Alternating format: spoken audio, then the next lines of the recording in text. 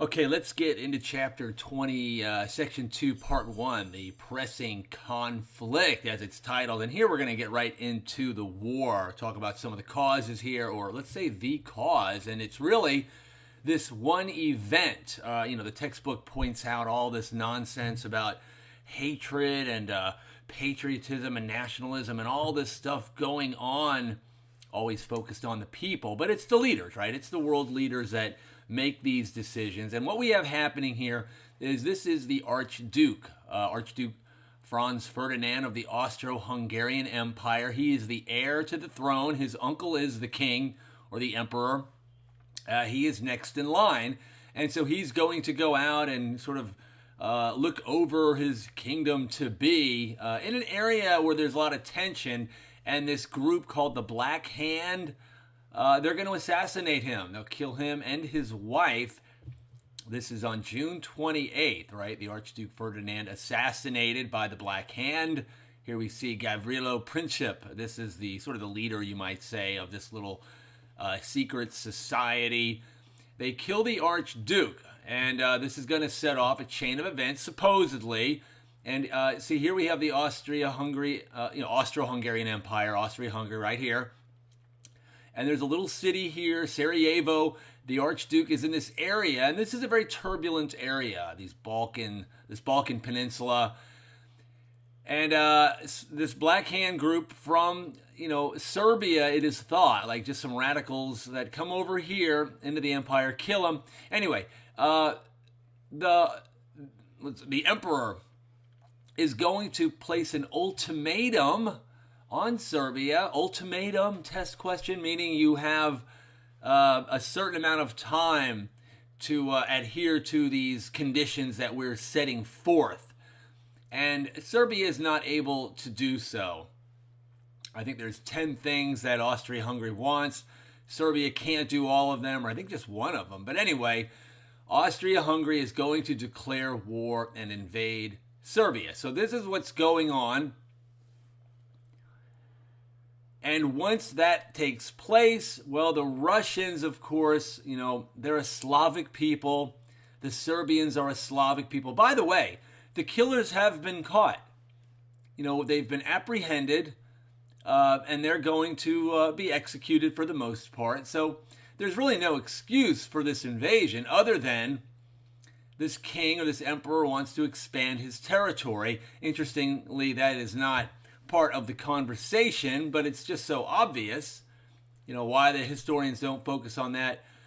But anyway, Serbia is invaded. Russia comes to Serbia's defense. However, Austria-Hungary and Germany have a treaty, so Germany has to come in against Russia, but Russia has a treaty with France, so now Germany is looking at a two-fronted war. So Germany will invade France, but in order to get to France, they have to go through Belgium, and there's a treaty with the Great Britain.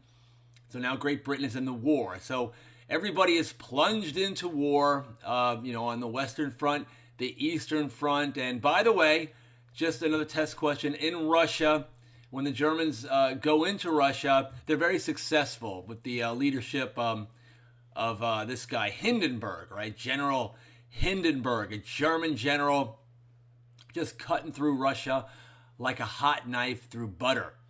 And I have the word mobilization up here. We'll talk about that here in just a second. We'll talk about it now, actually. Now, here we have Germany's plan to attack France. Okay, it's called the Schlieffen Plan. And you can see here, Germany wants to go in.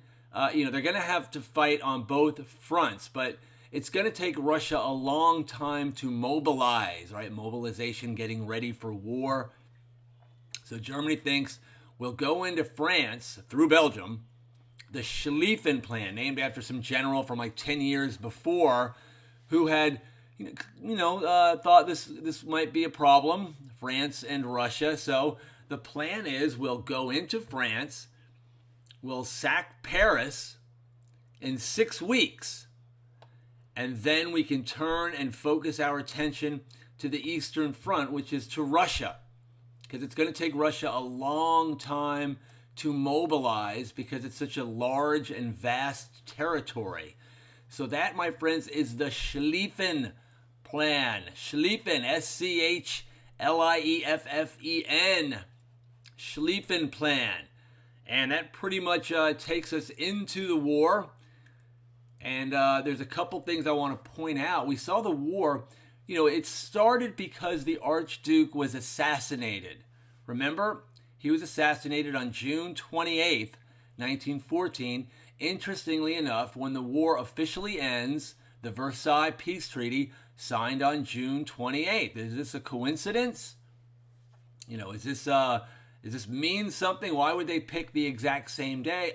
Who knows, right? Just pointing it out. And I also want you to pay attention to this map. You'll notice there's a country called Germany.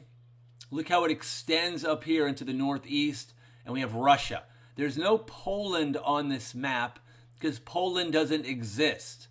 Now, I want you to pay special, close attention as we get to the end of the war and then getting into World War II, how this piece of land, especially right up here, what happens to this land? You can see Germany extends all the way out, and this is all going to radically change, okay? So this will begin to set the stage for World War II, but we'll get to that down the road. Okay, that'll conclude Chapter 20, Section 2, Part 1.